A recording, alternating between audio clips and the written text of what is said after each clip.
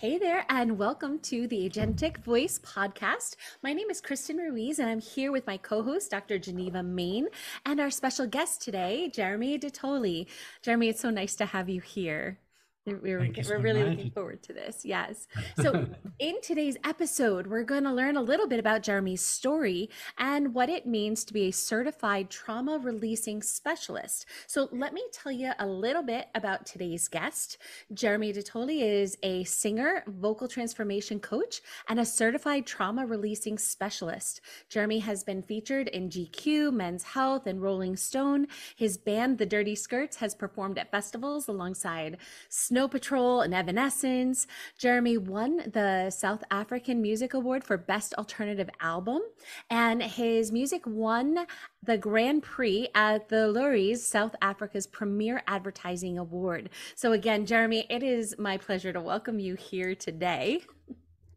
Thank you so much. It's wonderful to be here and lovely to meet you both. And hello to everyone who's listening, whether you're in your car or having a pumpkin latte or whatever it is, just wishing you a beautiful day. And thanks for being here. Beautiful. I think it's so cool that we're getting to do this with you in South Africa and us here in the East Coast here in the United States. So happy to have you.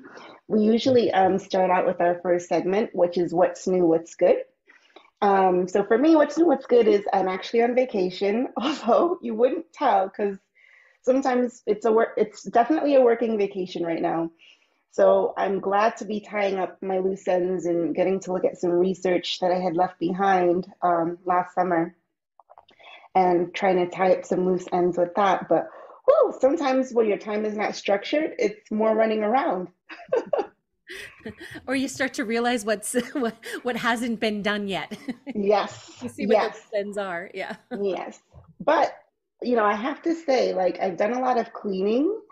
And I think I had forgotten how regulating having clean spaces, like decluttered and clean spaces feels. Like there's such a good feeling that comes when you walk into a room and it's not at the back of your mind, oh, I have to get to that, I have to get to that, I have to clean that. So I'm putting it out there for everyone. If you want to feel better, maybe take some time to clean. And invite Geneva over to help you out.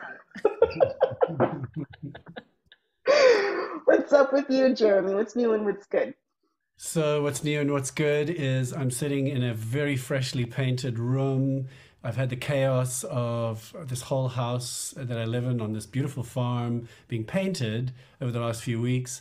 Sometimes it's involved walking in puddles of dust with nowhere to kind of slink away and have my naps. So I've been a little bit like a hamster, and someone stole my newspaper for the last few weeks. But what's good is that it's the second last day, so I'm a little bit excited about that, and the house looks beautiful.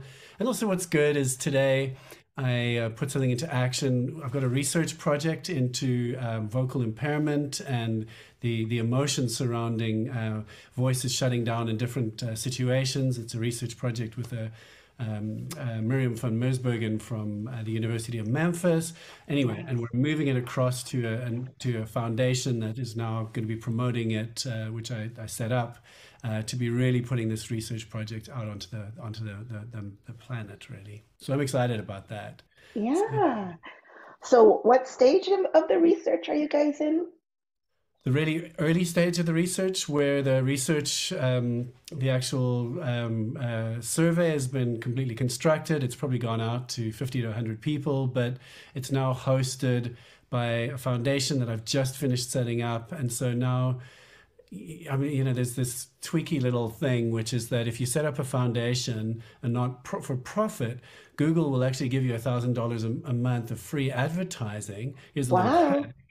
And Yeah. that's we're putting out the survey, so we're going to really be able to get the survey out en masse, which I'm really excited about.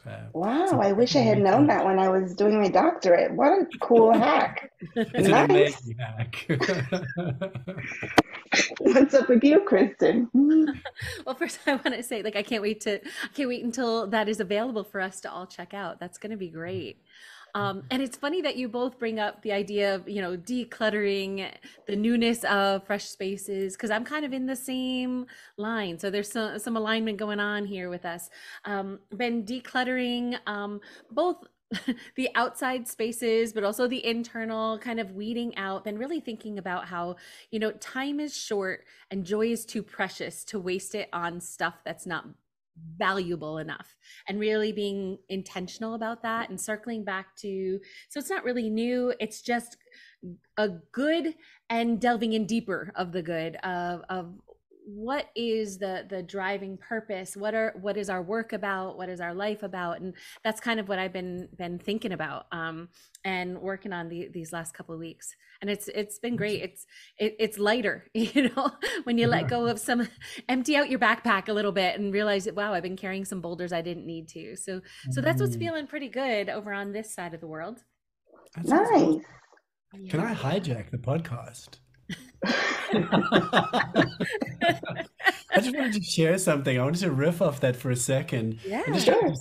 Segues into the work that I do, is I just wanted to share that, like, at this exact moment, what I'm doing is I'm tapping my legs with arms folded over, and I'm tapping my legs alternately and bringing awareness down into my lower body to regulate my nervous system. Because, you're two new lovely people, but it's also like, it's a lot. Like, there's the internet, a podcast. So anyway, I just wanted to share that I'm regulating my nervous system, which is something that I teach a lot, so that I can really sit a little deeper in myself and be more in flow. And funny little risks will happen, like me deciding to hijack the podcast will happen because I'm settled more in my system. Anyway, I just wanted to share that. It's a little hack. It was happening in real time, so I thought I'd fess up that I'm tapping away here. And I will share with everyone what you are doing to help me co-regulate when my sound system totally was not working. And Jeremy was cutting up and spontaneously making songs and playing the guitar and doing lots of lovely things to help me calm and focus. And don't think I didn't catch that, Jeremy. So that was pretty awesome. So, like, now that we know you have all sorts of really cool hacks, we want to know, how did you get here? So tell us about your experience, your strength, your hope. How did you get to the work that you're doing now? And why is it important? Why is it important to you? Can you share that with us? Yeah, I'd love to. Thank you for asking. So I would just say that I arrived at this both as a lifer, as a musician, but also as a musician with not a great voice, and a lot of what I'm going to call vocal blocks, real bad boundaries, inability to really stand up for myself, a total fawn or pleaser, total pacifier. That's my job, make everyone feel better, and just down-regulate everyone. And so, like, a lot of blocks and a lot to work through. And about 25, 26 years ago, I kind of, let's just say, got on a path where I became really curious, and I wanted to start really healing and working through traumas. And so I trained as a healer and a facilitator over time. At first, I started more on the woo side of the universe, doing energy healing and coaching. And then I segued more into, over the last 15 years, into a lot of different forms of trauma facilitation. And at some point, a light bulb went on, because I was kind of like, on one hand, a slightly badly behaved rock star. On the other hand, I was, a trauma facilitator, and the two worlds were not like the most amazing fit together. It wasn't seamless, let's just say. And to cut a long story short, I retired from that, but it was also a realization that humanity carries incredible trauma around self-expression and voice.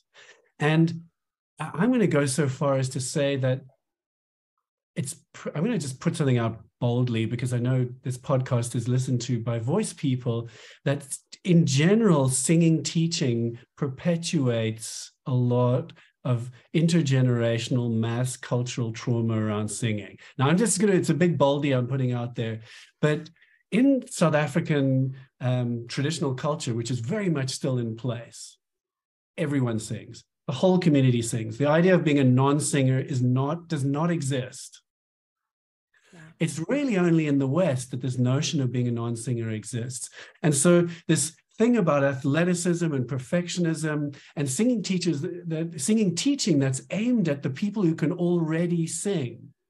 Like, what about the other 75% of people who think that they're non-singers? Are we perpetuating a thing which is a lie, a mass cultural kind of construct that silences 75% of the people, and 75% of singers, which is all of us, and stops us from ventrally, vaguely, deeply connecting in community and singing together as one organism and coming together and sewing together, let's just say, culture at the level of the heart and body and voice. Anyway, that was a little rant, but I'll stop there. I mean, I love that, Jeremy, because this is a thought that I've often had, like, because I know Kristen can relate to me on this. We both grew up in like church culture.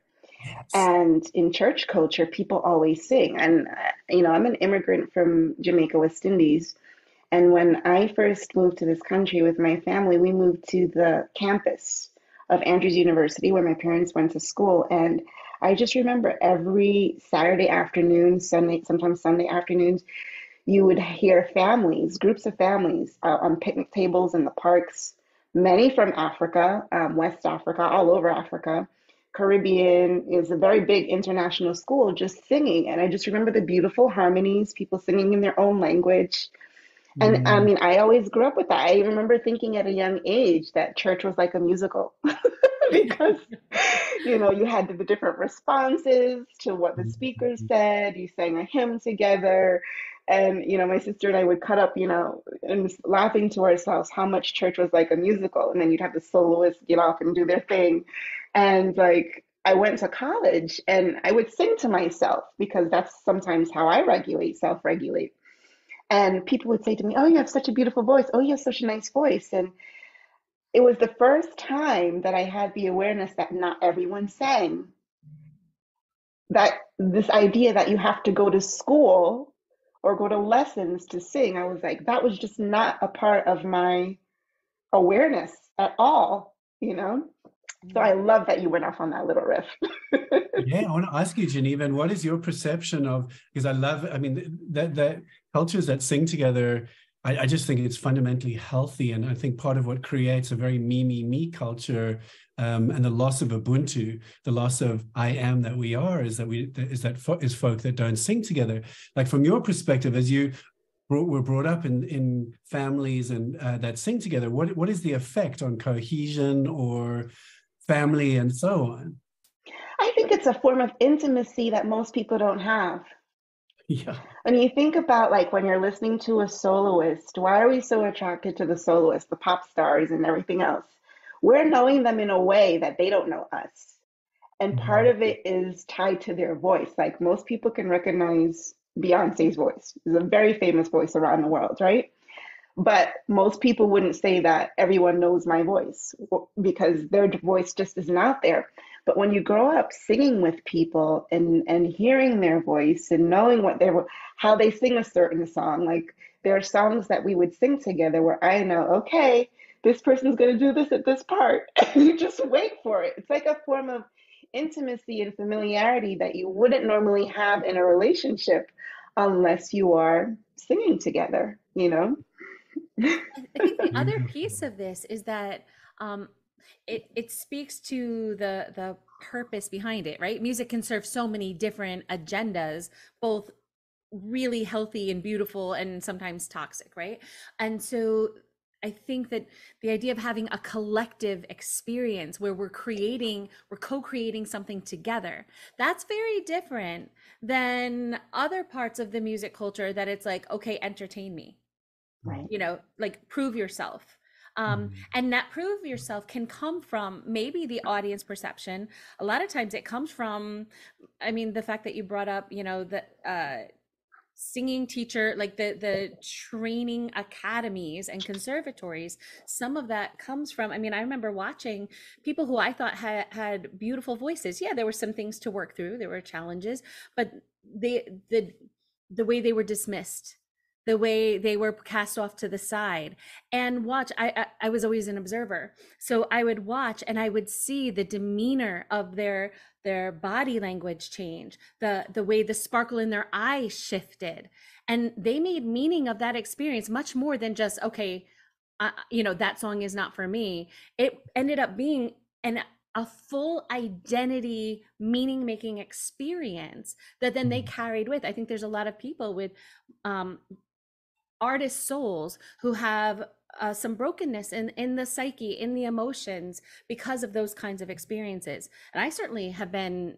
on the receiving end of some of that. And then you internalize and do it to yourself. How many times do we see that the singer or the artist is being the harshest on them because they were socialized to do so?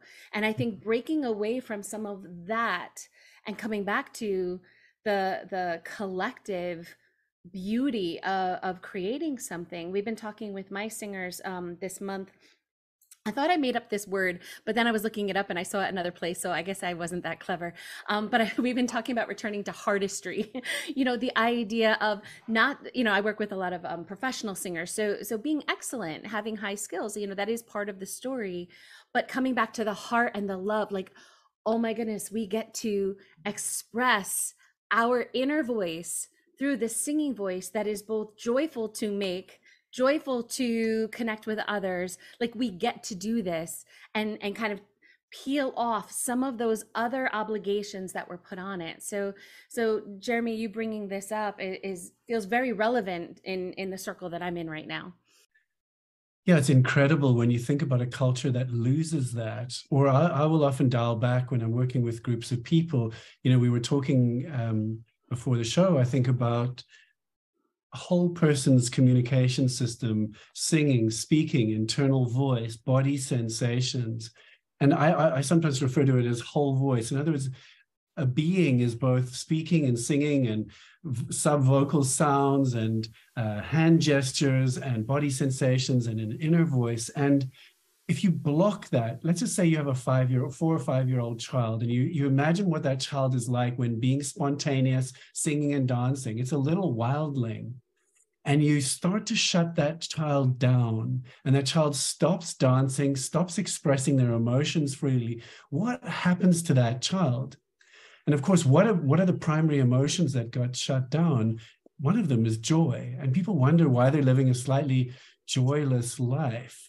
It's pretty easy to find it. I find when I'm leading groups, I lead groups unburdening speaking and singing voices, but we'll always work with singing voices too, is that there'll be a freeze response, a throttled throat, a mortal fear of singing out of tune or being exposed or being shamed. And as that starts to release, incredible joy comes out. It's amazing to watch. People start giggling and laughing, and as soon as they start singing in a non-perfectionist, playful way. Anyway, it's such a beautiful thing to witness. Yeah. Can you tell us a little bit about your work and what it means to be a trauma releasing specialist? So I call myself a communication coach, and my work is focused on self-expression, people who feel blocked expressing themselves, speaking and or singing or both. And I've spent a lot of time around this territory, really looking at the very fine details. So some people, for example, feel like they're too much, and they're told that they're too much from when they were children, and this just escalates and carries on. So they'll have a kind of I'm a lot, and then I bottle it. I sometimes call this the blurt and hurt polarity. And then on the other side, you get too little voices where people are tremendously shut down and they really struggle to insert themselves into conversations. They feel unheard, invisible, spoken over. And then there are a ton of us who've got a hybrid voice that's somewhere in between that might have both of these elements. So I'll work with people around that part of their communication system, because if I was to put a promise to the work, it would be this. Let's take a breath together. So if I was to put a promise to the work, it would be that the people that I work with, I want to assist them and support them to feel completely safe, comfortable, and confident in their own skins around other people. So to be settled in their nervous system, able to express, able to find their magic and their sense of humor, whether they're speaking to 100 people or having a difficult conversation with a spouse or a child, and able to regulate their nervous system and say exactly what they want to say. from within like a kind of a yummy, regulated organism. And the same applies to singing. I'm completely uninterested in singing excellence. I'm really interested in singing joy and the love of singing and how it feels, and the sharing of it. So that would be a kind of a summary of the work that I do. Generally, the people that come to me feel impaired and shut down in some shape or form, or that they're too much, and then they get shut down by others. And then I work with them very deeply with trauma-informed tools, a lot of very deep noticing. So I'll pay like a ton of attention, like I'm watching the way both of you nod your heads and what angle your head is at in this exact moment. And all of the things, I'll spend time working with my clients because we all have incredibly hardwired patterns that we developed when we were 5 and 7 and 12. And sometimes those patterns don't serve us anymore. So I sometimes work also with kind of call it influencers and CEOs to help them not to Botox their self-expression and become even greater at being slick. It's to be more deeply heart-centered, grounded, authentic, present, to really be able to speak their truth in a balanced, human, powerful, even authoritative way within a tremendous amount of heart and warmth at the same time. That is my elevator pitch. Nice. I have a question. So when we talk about the whole voice, right, and all of the pieces, the speaking voice, the singing voice, the inner voice, the embodiment of that, then the physiology that makes that happen, then we've got the nervous system. You have all of these pieces. So it's so easy to try to isolate, and work on one piece at a time, but it's also, it's like kind of like sometimes like riding a bicycle. Like you can't just practice the pedaling, or just the steering. Kind of, you have to get the whole thing going. How in your work do you access transformation in such a complex system? Yeah, that's a great question, and it is complex. So my work, I'm not so interested in the incredible fine detail that I love. I get trained by vocal coaches and assisted with that. I'm really interested in, I work with what I've developed something called the Radiant Voices process that does isolate out elements. So one of the elements might be, for example, heart. How do you actually genuinely, deeply engage with and switch on a sense of heart-centered presence? Tune into this without it being like a Hallmark card, like, oh, and I'm in my heart, yay. Like a really deep, authentic connection to the heart. So there's work to be done there. The same might be said about tuning into one's authentic emotional life in the moment. We're often quite divorced from it. We're in our heads, yay, hi, everyone, great to see you, I'm fine, you're fine, fantastic. But if we want to deepen, then we want to make contact with our authentic emotional life in the moment. Another one I would say is being connected to our bodies in the moment. So I work a lot, like I was describing, that tapping. I'll really work a lot with groups that I work with to be able to, for example, in this moment that we feel our bodies in the seat. So we really connect with our lower body, the somatic sensation, perhaps the belly breathing, as well as the feet on the floor.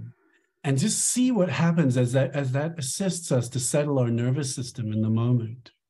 And then I would add on an additional element of that, for example, would be to bring in a sense of mindfulness or presence, to be aware that you're here, get out of the kind of hypnotized, I'm in the movie, I'm on a podcast, to switch ourselves on and become really aware that we're here rather than being in our conditioning. So I'm just giving you some examples. And then one seeks to really answer your question, to integrate those in the moment. And that's a little bit of practice to be kind of deeply present in the moment.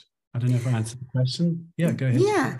Yeah. So I was going to think about this mindful awareness of the body as an agentic practice. I don't know if that's what you want to highlight today, but as you're thinking about that in the back of your mind, I did want to ask, going back to what you were saying before about, the singing or communicating, speaking for joy. Do you think there is room in such an approach? I've asked Kristen this question before, and you kind of touched on it a little bit. Do you think there is room in this kind of approach for elite practice, superstardom, competition for roles, and that kind of thing? Yeah, thank you. I mean, I've thought about this a lot too, and I think so. But I also think for me, I'm just going to put it out there that it's incumbent on the athletes to invite all the other ones in, that it's not exclusive, that the culture shifts, that they become like in more traditional cultures, they become potentially song leaders, but their thing is it's call and response. It's we do this. It's we, not I and my magnificence at the super athlete. You shall all revere me. I mean, there's definitely a monetary incentive for that kind of a thing. I just think, now that you're talking about athletes, you think about, some basketball players do not like to share the ball. Some people do not like to share the stage or the spotlight, and that's very much a part of this culture. And it's our hope that through this podcast that we can contribute to kind of a shift in culture towards more of what you're kind of speaking about today. But why do you think it's important for the singing athlete, the superstar, to invite the other athletes? Okay. Yeah, thank you. So at a really, really, really deep level, I think that a lot of the cultural and societal and political and economic issues that we face as a culture are born of a me first, lack of community and a lack of connection. And like in South African culture, the concept or the living concept of Ubuntu is I am that we are. And the sense of self is dramatically different in cultures that sing together.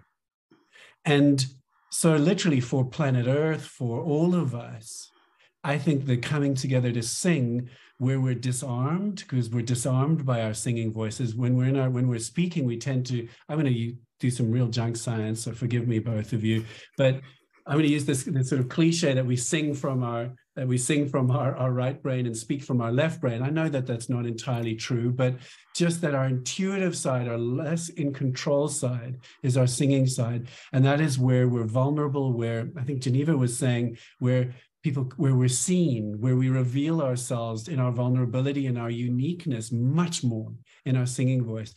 And I just think that we as a species are better human beings when we sing together. And I think it really matters. Yeah, I agree. So, we're going to head towards closing in just a little bit. So I gave you a little bit of chance at the back of your mind to be thinking about an agentic practice. And those are the things that we think are practices to really bring forward, to highlight to people, to maybe integrate into their own professional practice. That you think is trauma-informed, that leads to vocal agency. Do you have one that you want to share with us? Thank you. Yeah, I've got a few. Okay. So I'm just sort of letting this settle, and actually just taking a pause, just having a little breath. It feels nice. Hopefully, everyone else listening is taking a breath, and we're all just co-regulating and settling down in our nervous systems. So I'm going to share this practice, which I spoke about at the beginning, and I really, really, really recommend this. I use this all the time. I teach it all the time. And so what it is we take our hands like this and we fold them over each other. So if you guys would join me, I feel super stoked. So we're crossing our hands over like this, and then we're putting them down on our thighs. So the hands are down on the thighs. So they're crossed over. So we're crossing our midline, like in many different traditions and cultures and EMDR and all the things. We're crossing the midline. And now we're just going to tap our legs very gently with our hands. Now, if you happen to be standing up somewhere out there or sitting on a subway and it's tricky to do this, just tap left and right foot alternately, like left, right, left, right. And we're bringing awareness down into the lower half of our body. And part of the reason why this is trauma-informed, I would say, and I've really had some very big, vigorous debates around this, is that sometimes tuning into our belly area and solar plexus and heart can actually bring up a lot of trauma. And generally, I find that most people's bodies below the hips, from the thigh downwards, is a neutral zone. So we're tapping left and right now, regulating our nervous system. I recommend this on Zoom calls. Regulate the nervous system. I say to my clients, don't stop regulating around other people. I recommend this on Zoom calls. I recommend this in meetings or underneath a dinner table with families. Fabulous. Be regulating, always be regulating and returning back to a sense of grounded at homeness in our bodies.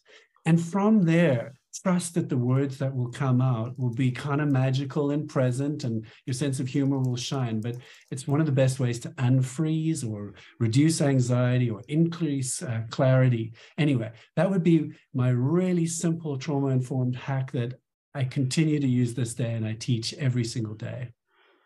We were so excited to speak with Jeremy today about trauma-informed voice care, about regulating the nervous system, and speaking and singing and communicating with more joy. This was such a great episode, and I think this is one that I'll come back to often. Jeremy, I'm extending an open invitation. Please come back and share some more of your insights with us. We really appreciate you being here. It's been a joy to be here. Thank you both for hosting this and hosting me and putting out the good work. I love that you're talking about vocal agency. This whole field is so darn new. So we're all pathfinding and map making and sharing and playing and working things out. So I just really appreciate meeting some folk who are on the same or similar journey to myself. So thank you for doing what you do.